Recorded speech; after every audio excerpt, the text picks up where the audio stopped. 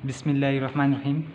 Dear student, जैसे last time हम लोग डिस्कस कर रहे थे अबाउट फोर्स, यानी कि हमने डिस्कस किया था कि हमारे पास फोर्स क्या होता है।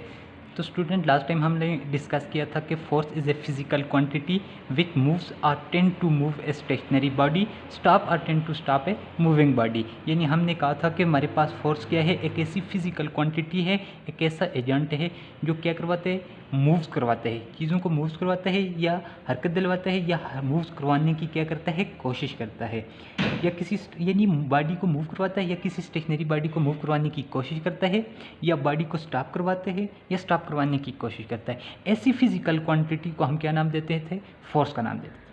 तो फिर हमने टाइप्स ऑफ फोर्स को डिस्कस किया था कि हमने कहा था कि हमारे पास टाइप फोर्स की दो मेन टाइप्स आ जाती हैं, एक जो है कंटेक्ट फोर्सेस और नॉन कंटेक्ट फोर्सेस आ जाती हैं।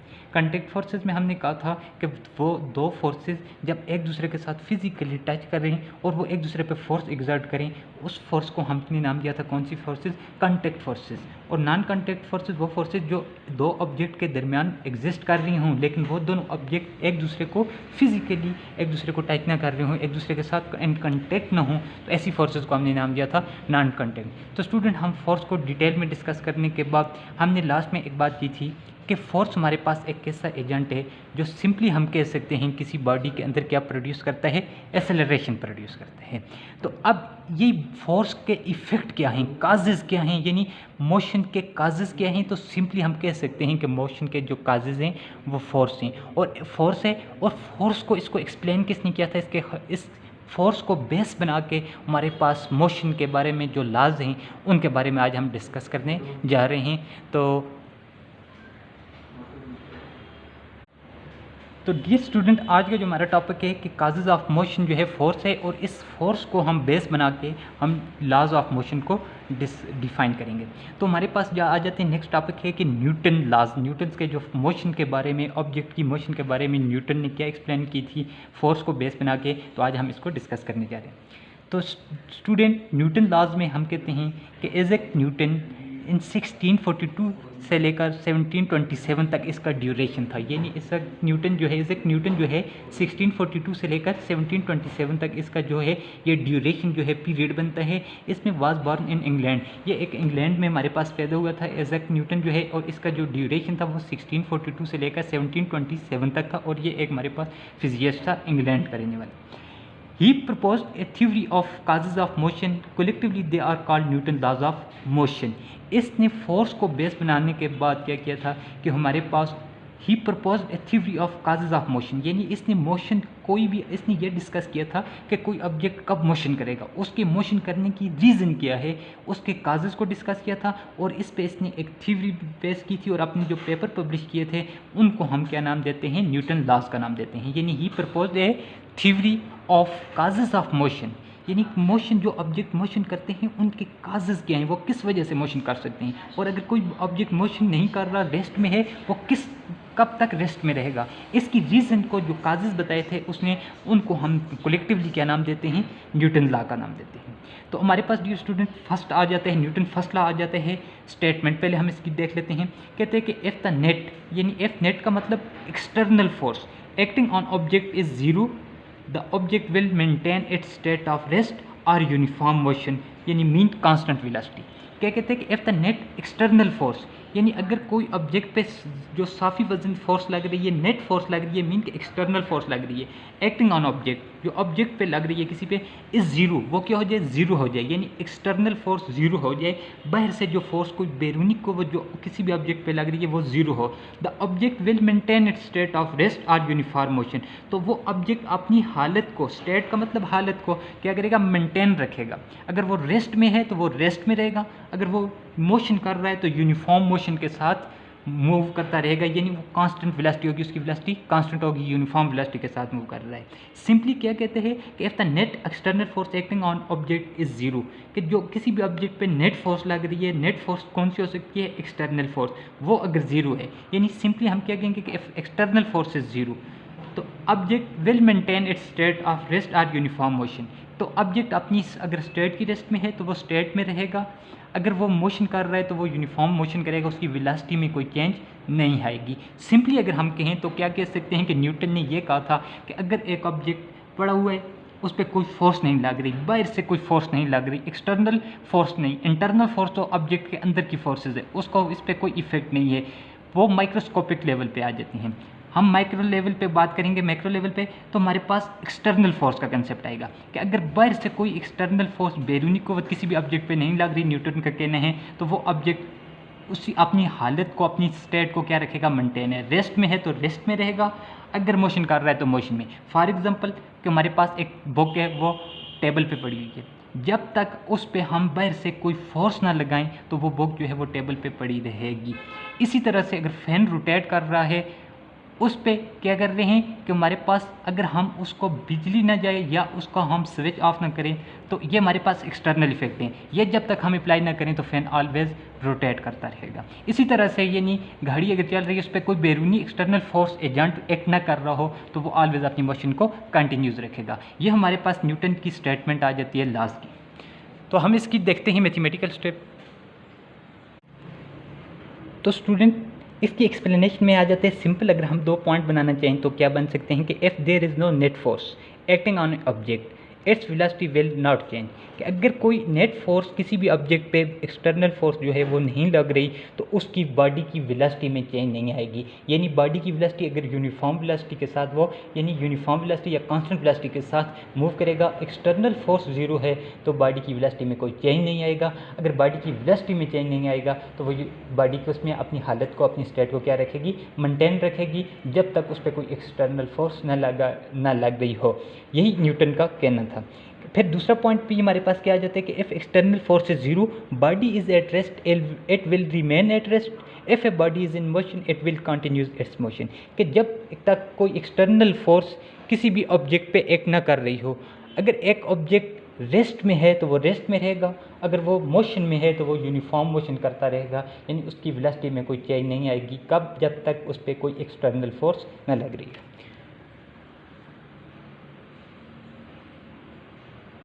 तो डियर स्टूडेंट, हमारे पास न्यूटन फर्स्ट लॉ जो है इसको 2 पार्ट्स में डिवाइड कर सकते हैं हम, यानी the first law can be divided into 2 parts. जो न्यूटन फर्स्ट लॉ है इसके हमारे पास लॉज की स्टेटमेंट के 2 पार्ट बन जाते हैं।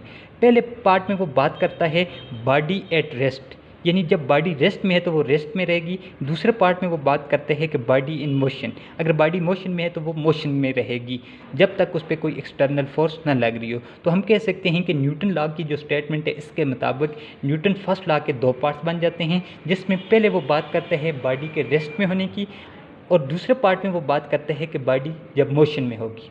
तो पहले हम देख लेते हैं कि what is the meaning of body at rest, कि बॉडी अगर रेस्ट में है तो इसका क्या मतलब है।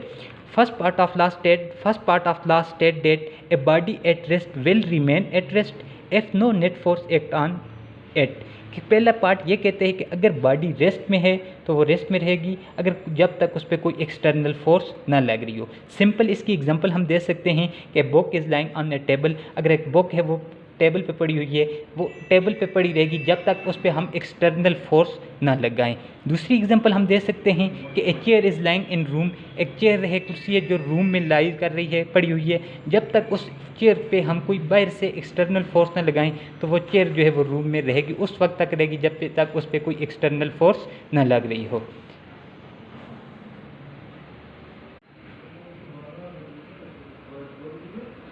तो स्टूडेंट दूसरे पार्ट में वो बात करता है, न्यूटन फर्स्ट लॉ जो है वो दूसरे पार्ट में बात करता है बॉडीज इन मोशन, जब बॉडी किस में होगी, मोशन में होगी। तो कहते हैं the second part of law state that a body in motion will continue to move in a straight line with uniform speed if no net force act on it. कहते हैं द सेकंड पार्ट कहते हैं कि अगर a body in motion, कोई body अगर motion में है, वो हरकत कर रही है, will continue to move in a straight line, वो यूनिफॉर्म स्ट्रेट लाइन में यूनिफॉर्म मोशन के साथ क्या कर रही होगी, यूनिफॉर्म स्पीड के साथ मूव कर रही होगी। कब? If no net force on it, जब तक उस पर कोई नेट फोर्स यानी external force, net force mean external force, बाहर से कोई फोर्स एक्ट ना कर रही हो तो वो बॉडी मोशन में होगी। यानी न्यूटन लॉ का हमने स्टूडेंट 2 पार्ट बनाए, बॉडी रेस्ट में है या बॉडी मोशन में है।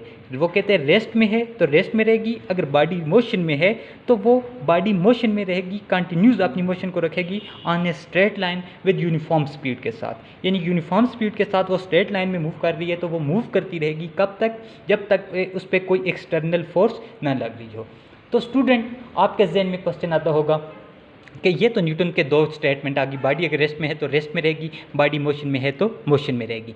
आपके जहन में क्वेश्चन आएगा कि हमारे पास एक बॉल है, एक फुटबॉल है, उसको हम ग्राउंड पे फेंकते हैं, फेंकने के बाद वो फ्लो करते हैं, फ्लो ग्राउंड में कुछ फासला ट्रेवल करने के बाद वो तो स्टॉप हो जाते हैं। क्या न्यूटन लॉ फेल है? नहीं स्टूडेंट, ऐसा नहीं है।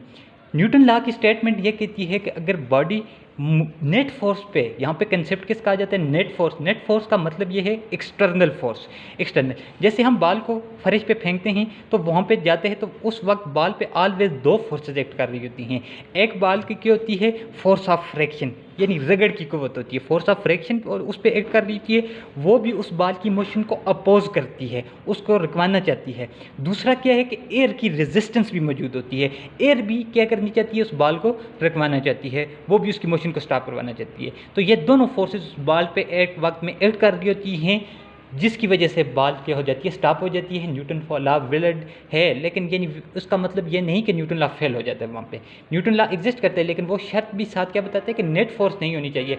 तो ऐसी हमारे पास सिचुएशन डेली लाइफ में, या डेली लाइफ हम कोई ऐसी सिचुएशन एग्जिस्ट नहीं करती जिसमें नेट फोर्स ऑलवेज जो है वो ज़ीरो हों। तो ये हमारे पास है कि जब नेट फोर्स, ये हम कह सकते हैं कि न्यूटन लॉ हमारे पास वैलिड है, यानी ट्रू है।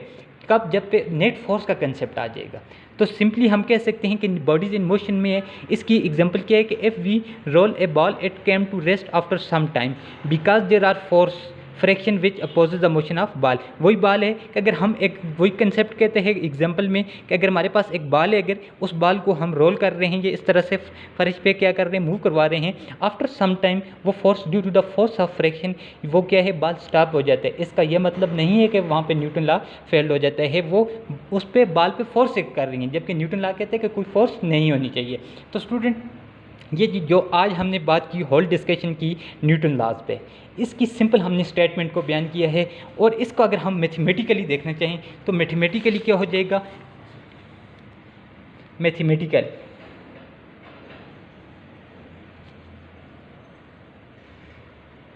मैथमेटिकली ये कहते हैं कि एफ हमारे पास अगर फोर्स जो है ये क्या हो जाए?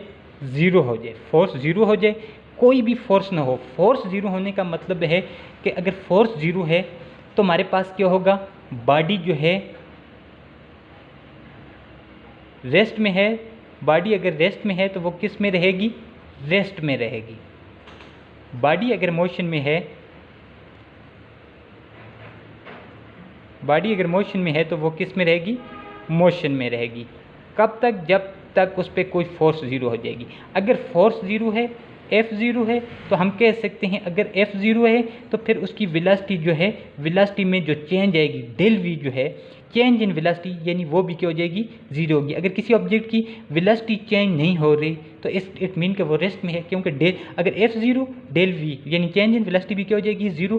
चेंज इन वेलोसिटी भी ज़ीरो है तो फिर इसका मतलब क्या हुआ कि एक्सेलरेशन भी क्या हो जाएगा? ज़ीरो हो जाएगा। अगर बॉडी की वेलोसिटी नहीं चेंज हो रही तो एक्सेलरेशन प्रोड्यूस ही नहीं होगा, क्योंकि हमने कहा था कि एक्सेलरेशन उस वक्त प्रोड्यूस होता है जब वेलोसिटी में चेंज आती है। तो अगर एफ सिंपली अगर हम बात करें तो न्यूटन फर्स्ट लॉ की जो हमारे पास मैथमेटिकल फॉर्म बनती है कि हम कह सकते हैं कि F zero it mean del V zero और ए ज़ीरो। तो ये हमारे पास तीनों उसकी आ जाती हैं, मैथमेटिकल फॉर्म आ जाती हैं।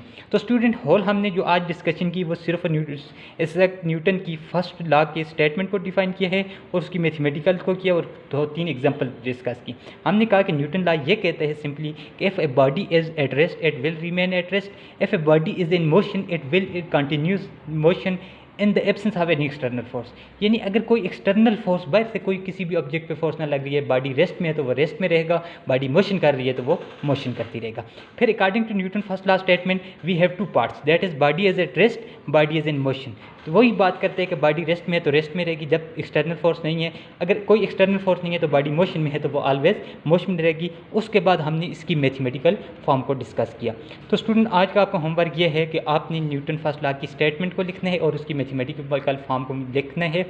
और स्टूडेंट नेक्स्ट आपने ये याद रखना है कि जो आपने होमवर्क जो है वो सबमिट करवाना है तो वो इस तरह से है कि लास्ट जो हम वीडियो डिस्कस कर रहे थे, हमने तकरीबन छुट्टियों के बाद जो टोटल लेक्चर थे वो हमारे पास एक्सरसाइज पे मुश्तमिल थे, तो मैक्सिमम हमारा होमवर्क कोई भी नहीं था। इससे पहले आपने जो चैप्टर पढ़ा सेकंड चैप्टर उसके आपने क्या करते हैं कि इम्पॉर्टेंट पॉइंट और उसकी एक्सरसाइज के फर्स्ट 3 न्यूमेरिकल्स, ये आपका होमवर्क है, ये आपने लेकर सबमिट ज़रूर करवाना है। तो थैंक्स, नेक्स्ट वीडियो में हम इसकी एक्सप्लेनेशन पे जाएंगे।